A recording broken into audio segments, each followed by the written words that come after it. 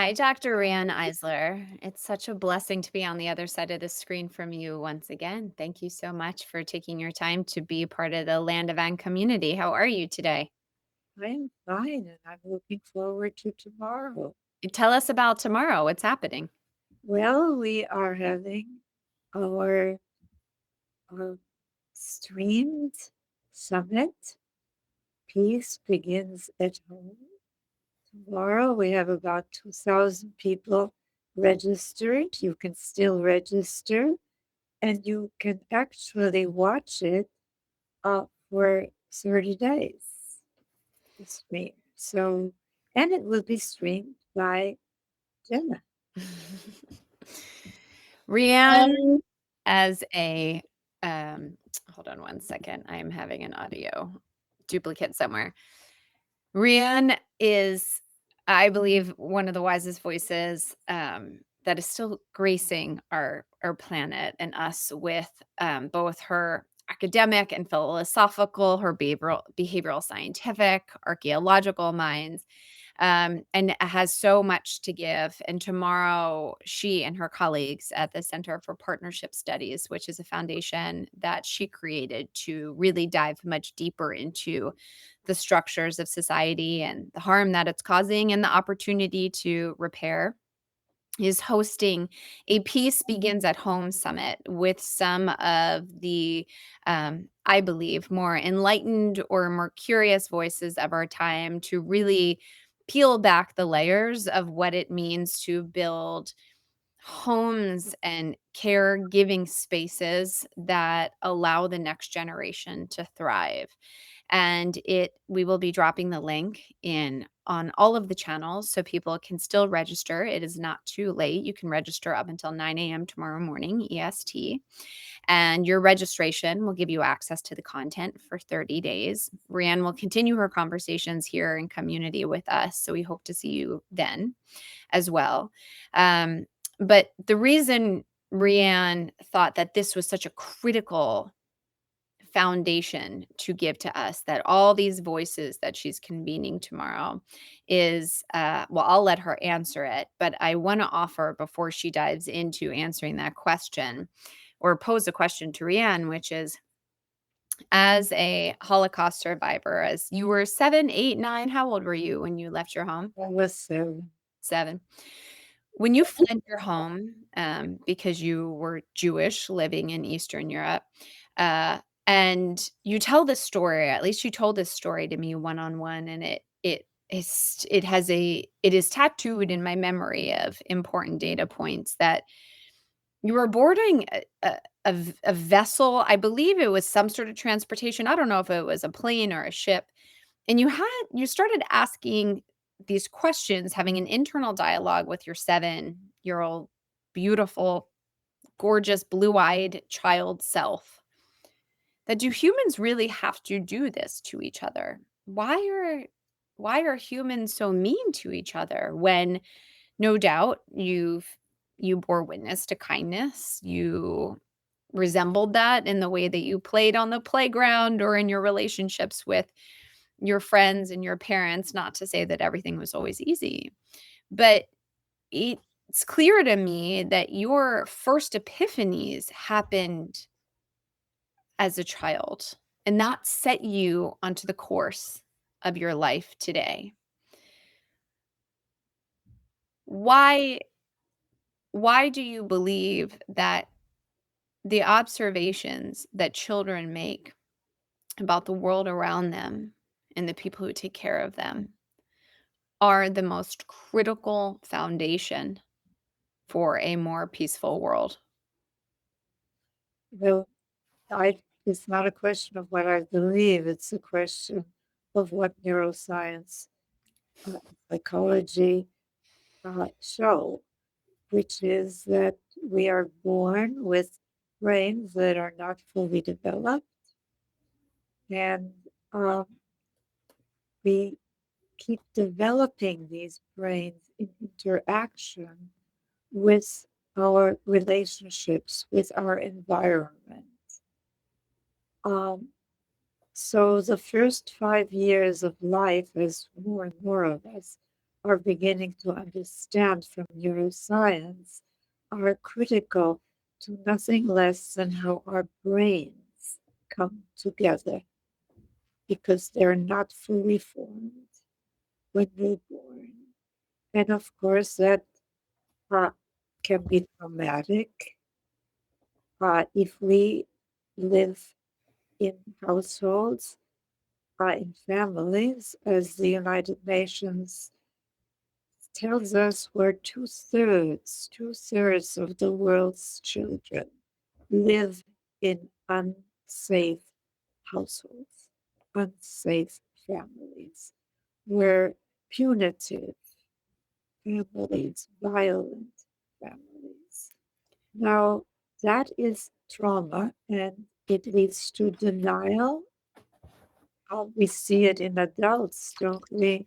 Denial of climate change, denial of election results, denial of COVID-19. I mean, but it starts in our childhoods.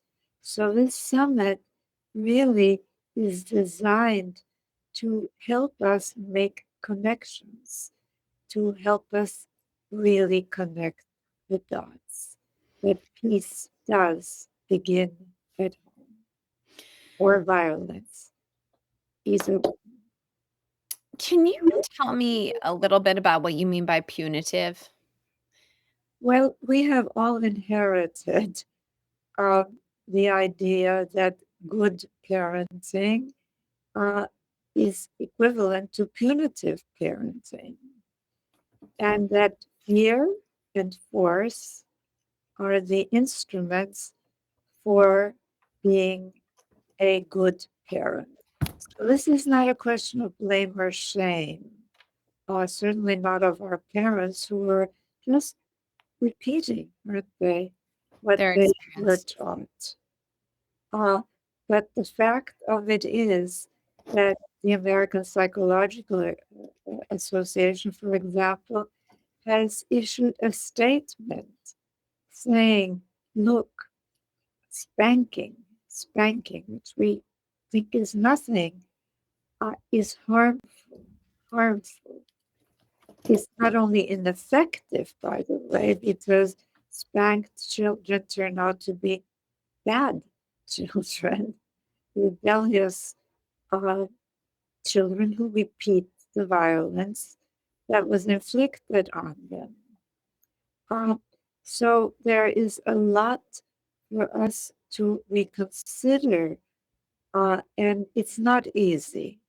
It really isn't easy because we've inherited norms, ideas that this is normal, right?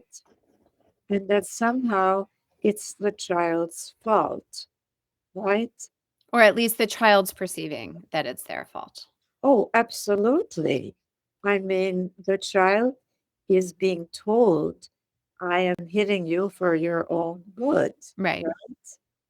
Uh, which, and so so denial starts right there because how can you really accept that the people who are causing you fear, who are causing you pain, are the same people that you depend upon, right? For food, for shelter, for life. So it starts right there. But we have a lot of people, the Dalai Lama, the Pope, etc., talk about peace, about ending war. But you can't possibly uh, end the violence, the social violence, without looking at how it starts in the home. So, one of the things I'm trying to do is to change domestic violence because most of the people who are hit are women and children. Some men are hit too. No question about that. And certainly boys. Oh, our boys terribly, terribly disciplined that way. I mean, I remember once being in a park and listening to a child crying. And then I heard a man's voice saying, I will not stop hitting you until you stop crying. So that was the thing, I mean, force and fear, force and fear. And so you become, through this denial, a punitive person, don't you? An in group versus out group person. And that is what the summit is about. Uh, it is about how this fear and force ripples forward out of households, out of families. And yes, that is not inevitable. There is a better, more humane, and at this point, more sane, because we have nuclear weapons alternative. I would love to hear from some folks in the chat, specifically about if they're comfortable. I don't actually know how to phrase this question, but certainly in hearing about what punitive parenting means, that you in either physically or verbally dominate your child to enforce a sense of control and power so that um there's the whole spectrum from like safety to, to getting in line, to following the norms, to reflecting society in the way that your parents might want you to. But if anyone has thoughts about their own parenting experience that they would be open or willing or curious to share, this is a space you're welcome to do that. I will say, Rian, you did mention something that I think is so important when adults talk about this conversation, which I don't think we can lose sight of. And this is just happens to be where I am in my own personal journey in my relationship with my parents. You met my father. Do you remember meeting my dad when he came to your I house? sure do. And so we're very, very close. I'm very close with my parents. I'm in their home. Um, and and and for all intents purposes, we have a healthy, decent relationship as they age and as I continue to be an adult. And and there are still parts of my childhood that make me uncomfortable, that make me disappointed in the way that I showed up for them or how they might have shown up for me in public. Um, I'm being reprimanded currently by my 8-year-old son because he and his friends are really starting to get into football, which we don't play a lot of contact sports. My kids we're Quaker. And but they were playing tackle football. And so when he is on play dates, I'm always like, ease up. That feels a little too much. And he's gotten in the car and he's like, Mom, you're embarrassing me. He's starting to say some of those things, which I'm grateful for because I want to have that dialogue around emotion. But even with my we'll call it stable enough relationship with my parents, there's still parts of them that I am working really hard to forgive. And what I have found sometimes in talking about parenting and raising children, Rianne, you probably don't know this, but I had a top 5%. I had a podcast called Let's Begin, which was in the top 5% of podcasts globally. And the log line was how to raise ourselves and our children in the world today.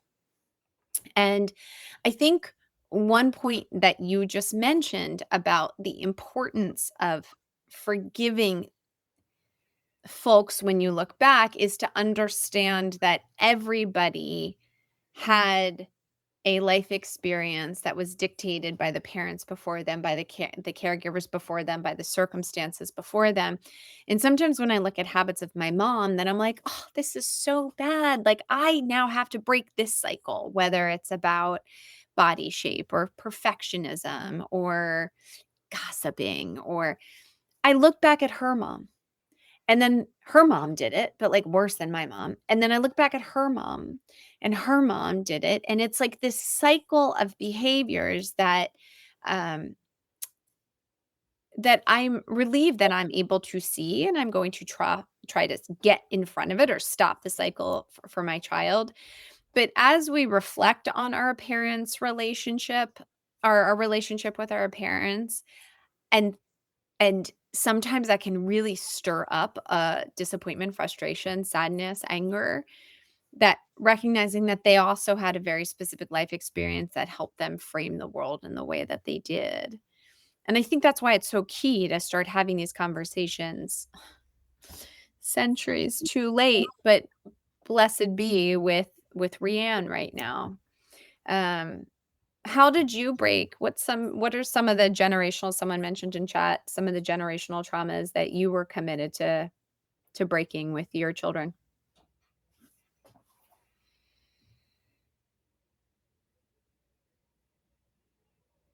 Riane? Ooh, I thought you were talking to the audience. Oh, you. No, I mean, if anyone wants to talk about their generational trauma, we are all ears. But I am not a licensed psychologist or anything. I'm just somebody who publicly pontificates. But so I guess maybe be careful. But Rian, tell us about some of the generational traumas that you inherited that you were committed to breaking Well, with your kids. I had to flee my native Vienna because of anti-Semitism with my parents after Kristallnacht. So both my parents and I were traumatized. Yeah. And really, if you put this whole thing in its larger context, uh, let's go back to history because we are not taught that for millennia uh, we lived in societies that were more caring of children and less violent, more partnership rather than domination oriented societies. But let's just look at the last 300 years because that is very instructive. We've been trying to get out of the domination system because there was in our prehistory a shift from partnership oriented to domination oriented societies. Uh, and we have seen one organized, large social movement after another challenging the same thing, a tradition of domination. I mean, think about it. The movement to challenge the so called divinely ordained right of kings to rule their cold subjects. Then came the feminist movement in the 1800s, uh, and in the 1700s, challenging the so called divinely ordained right of men to rule the women and children in the old castles of their homes. The abolitionist movement in the 1800s, and then the civil rights movement, then the Black Lives Matter movement, again challenging the same thing, a tradition of domination, the so-called divinely ordained of the called superior rights to rule over inferior ones, all the way to the peace movement, to the social equity movement. You know, I mean, think of little parts of that. Uh, that children there should be no child labor, that there should be an 8 hour instead of a 12 or God knows 15-hour day in unsafe conditions for workers. These were all achieved all the way to the environmental movement, challenging another so called divinely ordained tradition, right? Man's dominion of nation over nature. Um, so we've been trying to shift away from domination, mm, but it hasn't been easy.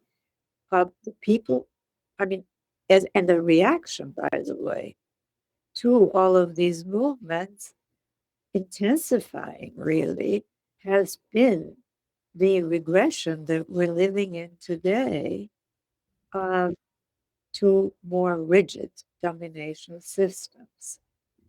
And we have been taught that this is only political, right? To just look at policies or at leaders, but actually you have to look at the whole system. And that's my work. It it dates really to my first job as a junior systems scientist at an offshoot of the Rand Corporation. Um, it dates to my being an attorney and having to debrief cases because nobody comes to your office and says, I want you to apply Section 1222 You're of right, the right. correct code, to my case. They tell you a story, but you have to look at family and childhood. You have to look at gender. You have to look not only at economics that we have, this argument between capitalism and socialism, but ask yourself, why don't we reward care work? Why? I mean, in both socialism and capitalism, why do we call it reproductive rather than productive? And why isn't it even included? Except, we call it an externality in GDP and GNP. So, Sorry, wait, Rianne, you lost me a little bit. Talk to me about the reproductive language versus the productive language. well, the productive language, all right, both Smith and Marx, the both fathers of socialism and capitalism, uh, called it reproductive work, both caring for people starting at birth, as far as they were concerned, as was the norm in their time, it was to be done for free by a woman in a male controlled household. Remember, this was in the 1700s that uh, Smith wrote in the 1800s that Marx wrote. And we're now in the 21st century. Yeah, who's the author now? Just Yeah, post industrial era, right. So the argument between capitalism and socialism, and as for caring for nature, there is nothing in either what Smith or Marx wrote in their, really a foundational work of, of our economic system about caring for nature. So I'll give you an example. In GDP and GNP, a tree is an externality until it is dead. When it becomes a log that can be bought and sold, it is included as productive. Okay, because it is being bought and sold. So the profit from buying and selling this log is part of GDP. But the tree that we depend on trees, because of the carbon absorption, etc., that they provide for us to breathe, it's not included. So this is really domination reality stood on its head. And these enormous, and I'm going on, but it's all part of a system that means inherited in this shift about 5,000 to 10,000 years ago in our prehistory from more partnership oriented societies to more domination oriented societies. And I know that you probably think that these are new terms because they are.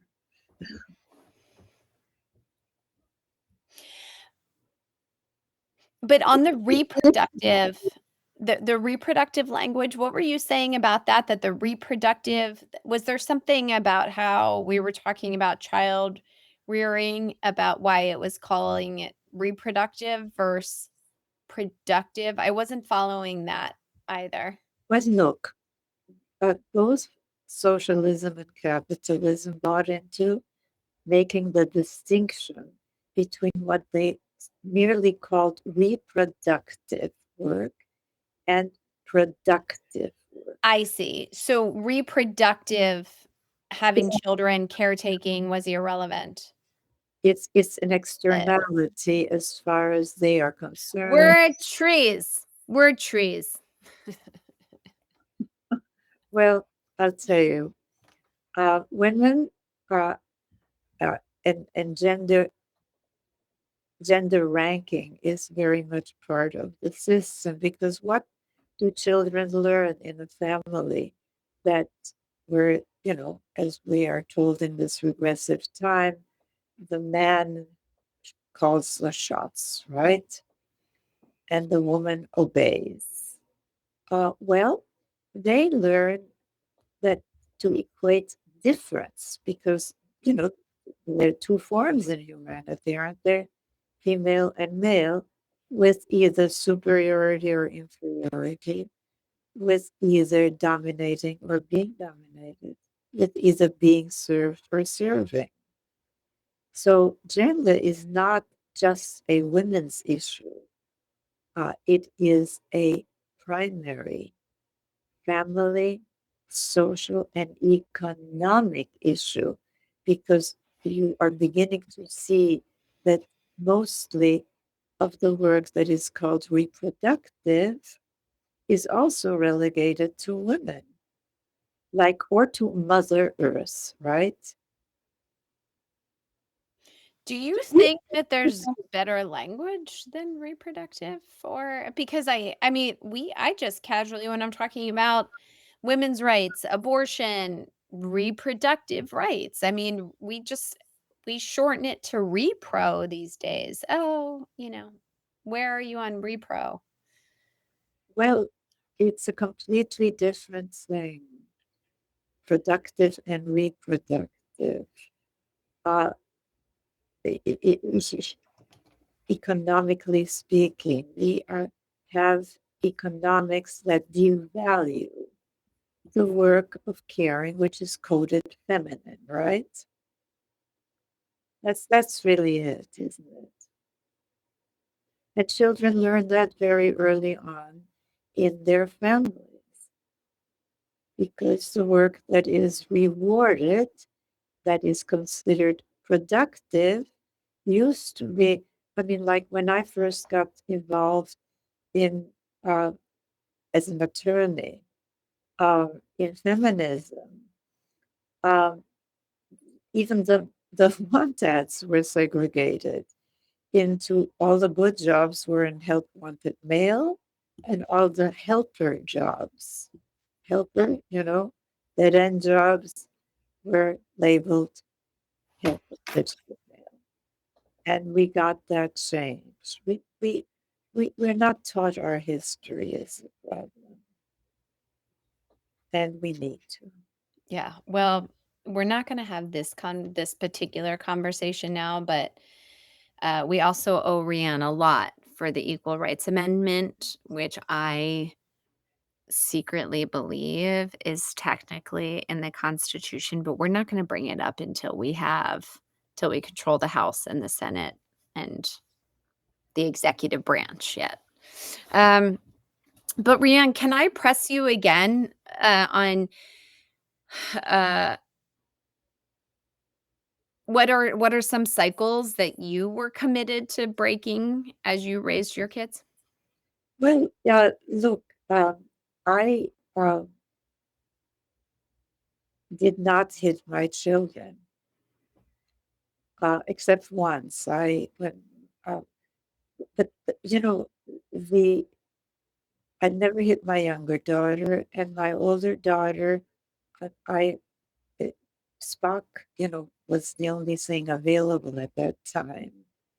Um, and he said, "Let them cry it out," and I couldn't stand the crying, and so I hit her. But that was me breaking a cycle because my parents were taught to spank. And not that they spanked me a lot, but they spanked. So it, uh, but my life really is like the pieces of a jigsaw puzzle coming together. Um, because in the first part of my life, I just so wanted to belong, to fit in, and I couldn't. And but I still asked questions. But I took, for example, gender discrimination. for granted. I remember one day the I worked for Beverly Hills entertainment law firm out of law school. I went to the UCLA School of Law. Um, and he called me in to compliment me on work. And he said to me, "You don't think like a woman." Now that's an insult, but neither he certainly didn't mean it as an insult. He thought it was a compliment. And the worst thing was, I took it as a compliment. So I know that transformation is possible because I experienced it. I hate to bring this up, but I'm going to just to commiserate.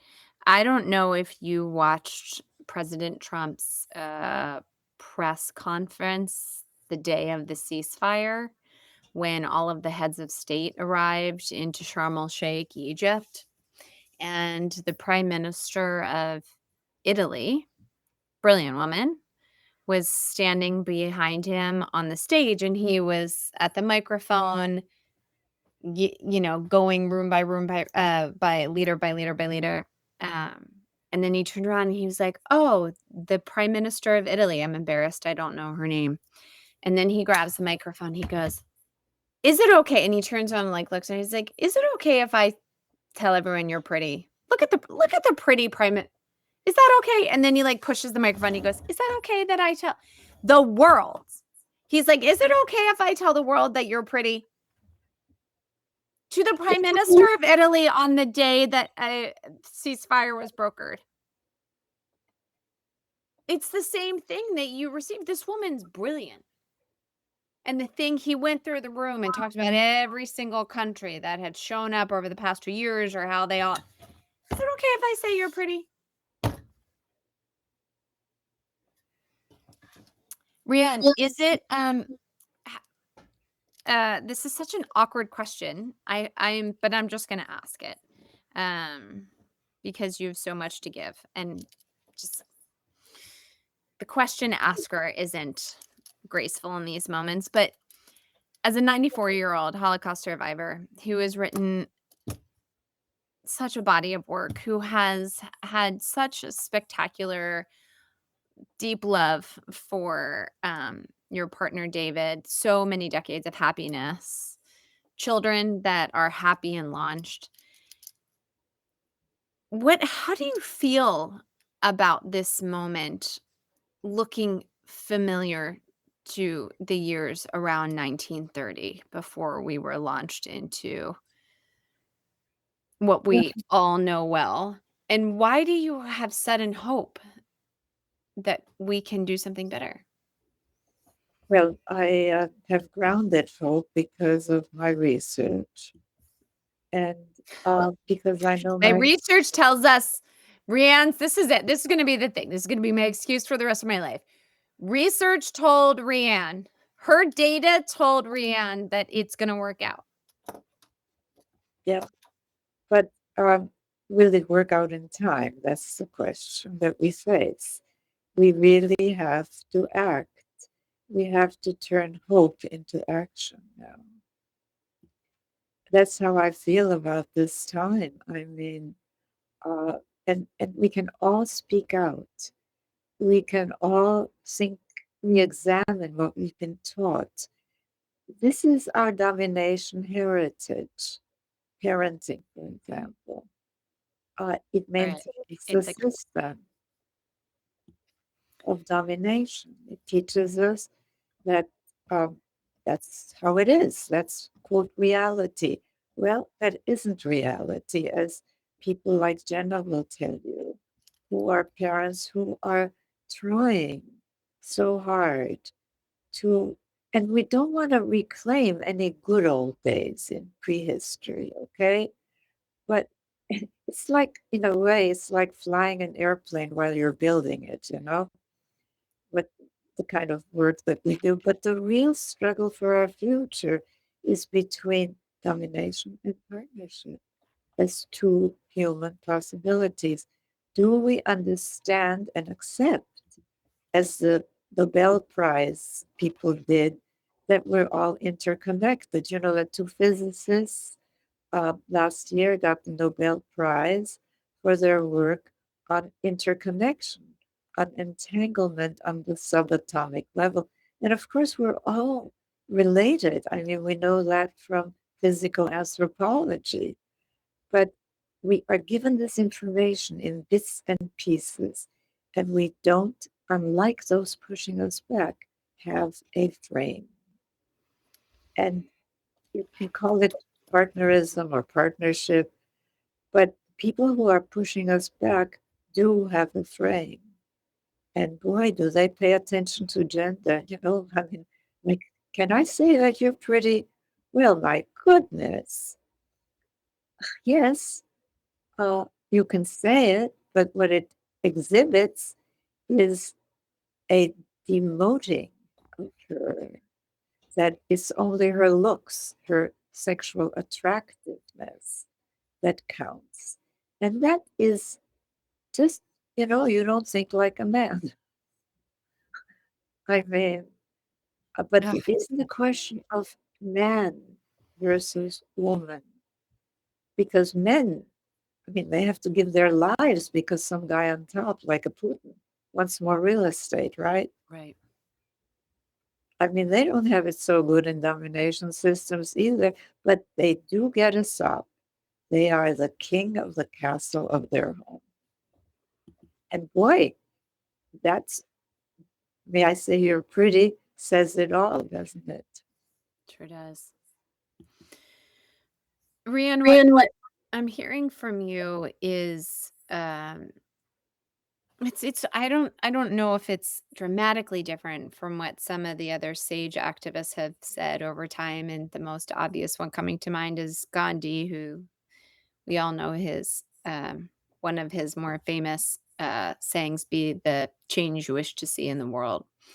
And I wonder if tomorrow's Peace Begins at Home summit is rooted on is rooted in the idea that we have to turn inward, and that we have to not just peace building isn't just focused on outward actions. It's not just policy, it's not just diplomacy, it's not just international relations, but that we have to hold up that mirror to who we are and how we're caretaking for ourselves and for our children, and role modeling that. I was hit as a child, but I was never hit by my parents. I was hit by a friend of mine's parents. And as you said that, and I was thinking to myself, I bet my parents don't know that this one woman used to hit my brother and I when we would go over to their house. Just in this, she spanked all of us because we were doing jumping on the bed or fill in the blank, whatever it might have been. But it's interesting. They're raising children at the same time.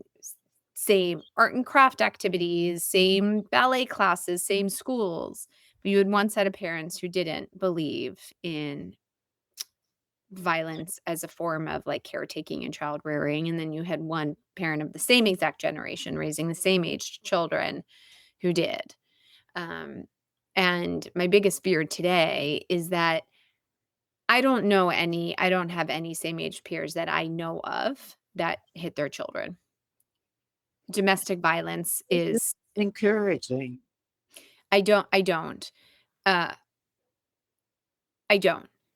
I also know that I don't know what happens behind closed doors, but but spanking, if I think it's fair to say that if a parent was hitting their kid on the playground, there would be a lot of other parents who would suddenly be participating in the conversation, would be jumping in. I don't actually know what would happen on a playground if that happened. This is intergenerational change. I think so. And as we have a president 2 weeks ago who just m said to an elected leader of a G5, G7 country, "Aren't you pretty?" That what hasn't stopped yet is the domination theory, the top-down theories. What hasn't blossomed yet is self-love enough to love others. that inward work that you talk about, and I'm so grateful that you're hosting this summit tomorrow because I think it's important for the activists and the people in the world who are on the front lines to be with their inner child a little bit too, so that they can be with their active children today. Well, I hope that the summit, uh, it doesn't take that many people. Margaret Mead said Hmm. that all the all the good changes really in our world have been due to a small, usually unpopular group of women and men. And so think about your own power, not only in turning inward, but in acting, in communicating peacefully. Uh, it's very difficult not having a frame, but the frame has to include the whole of our lives. And Yeah. that means childhood and family, it means gender, and it means economics. I mean, I think that with a little luck, we will next year, and I hope to be there, have a summit on economics because I think a lot of people are questioning the economic system that excludes the three life sustaining sectors: the natural economy, the volunteer community economy, and the household economy. In That's, a part of economics. Well, that's a sick domination system. And we have to find some way of rewarding. Maybe it's a universal income to everyone in the household, everyone, women and men, every adult in the household. Uh, I don't know. I certainly don't want to create another bureaucracy. Uh, you know, that is not the way to do it. We're talking about changing our values, and most of us value our relationships, especially our family and other intimate relations. And the present system, the domination system, really doesn't serve anybody, not even those on top, because they're scared of what is going to happen to them if they don't kowtow, if they don't conform. So, uh, yeah. I often think about how the people at the top sleep at night. And I actually yeah, that can be for another conversation. But to Rianne's point, Rianne and I have spent many, many hours together, and I have been so lucky to be able to do it with her privately. But this is like a 30-page document of new theoretical indexes and new economic models um, that we hope will something will flourish over the next 100 years if we can continue to bring those things into the public domain to be discussed. And that is exactly what the land of end is. And so, Rianne, if you are planting the seed on an economic conference, I can tell you enthusiastically that we will find a way to. Um, we should ideate about this a little bit offline, maybe after this current summit. But I have a lot of ideas on this. Rianne, in the final minutes of our conversation, because we know you have to get ready for your summit. I also want to encourage, I see so many folks in Substack, on Instagram, on Twitch. If you have any comments or questions about um, how peace begins at home, also violence being growing at home too, or the many layers that we have to navigate today. I'm realizing that I had some epiphanies around my own childhood, even in this conversation. But Rianne, in sort of this final question, um, because I think it can be scary. I think this subject about our own personal lived experience, and then ultimately, what are we going to do for all of those? those children who are either still children or becoming adults or are adults, like, what do we do? How do we fix it? How do we undo the frame? And you mentioned in a Current Psychology Today article that we will also share in the show notes, that it's never too late to rewire a brain, and that you can be conscious of the programming even if you didn't even know that there was a frame to begin with. So, Rianne, why is it never too late, even as you dig even deeper into some of these theories? Well, actually, it takes me to the son that Dr. Davidson, Richard Davidson, who worked with the Dalai Lama on just that, is going to be, of course, one of our speakers at the summit. And uh, like all neurologists, he believes from the evidence that our brains as a species are very flexible. Now, doesn't mean that you don't really want to start in childhood because it saves a lot of time in Mhm. psychology and in therapy. Uh, but I know from my own experience that we can shift consciousness almost instantly. Hmm. It's like waking up somehow, and it happens, and it can happen to you. Um, Now, it's not comfortable, mind you, to begin to see Mhm. that so much in our system is pathological, frankly. It's not logical. The economic rewards, uh, it's pathology. I mean, why wouldn't we reward what we value, which is care, not just for the in group, mind you, but for the out group too, because we humans are by evolution the species that has the most empathy. And as I said, feeling of interconnection not only with those to whom we are genetically related, but with people on the other side of the globe. But if you are stuck with a domination mindset, worldview, you have only empathy for the in group and then only for certain members of the in Right. group, male ones.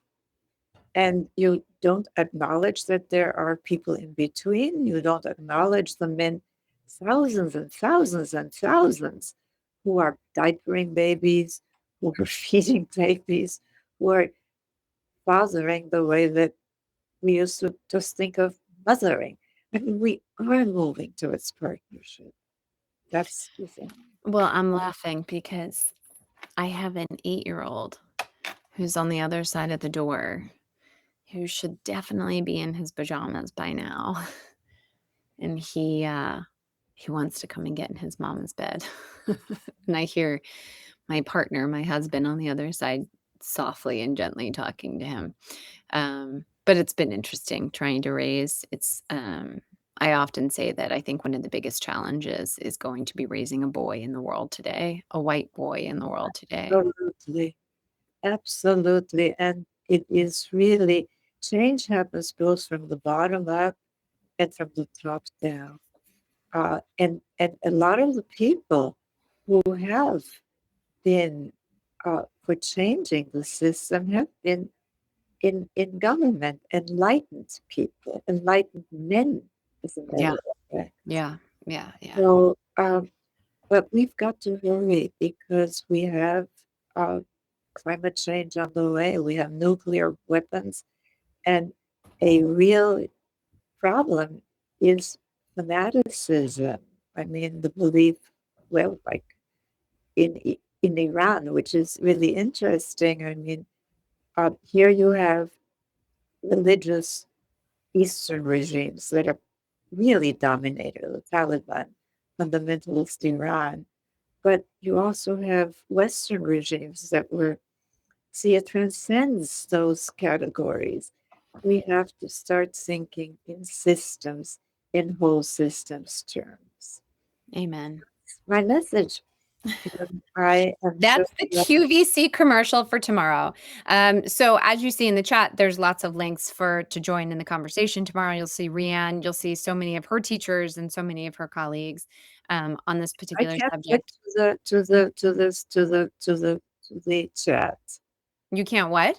I don't see the chat. Oh, you know what? You probably next time on the 4th, we're having Rianne back on November 4th to talk about all of this in greater depth.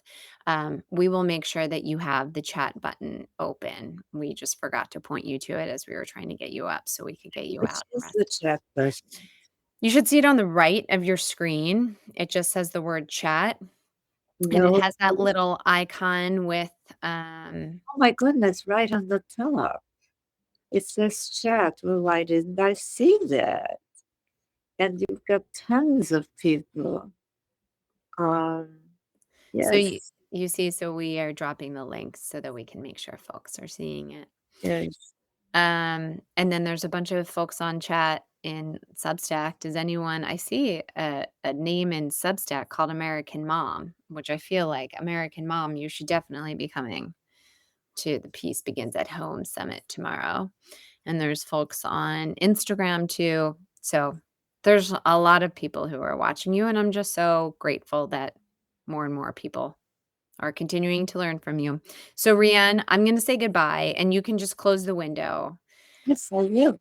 And then we don't have to meet in the after room, green room, because we don't have to do that. But I will see you. We will all see Rianne back here on November 4th, and tomorrow at the Peace Begins at Home Summit, and then in the very distant future, a summit on economics, which I have a lot of studying I have to do before then, but I'm excited for it. Bye Bye, bye. Rianne. See ya. And how do I go? Oh, thank you.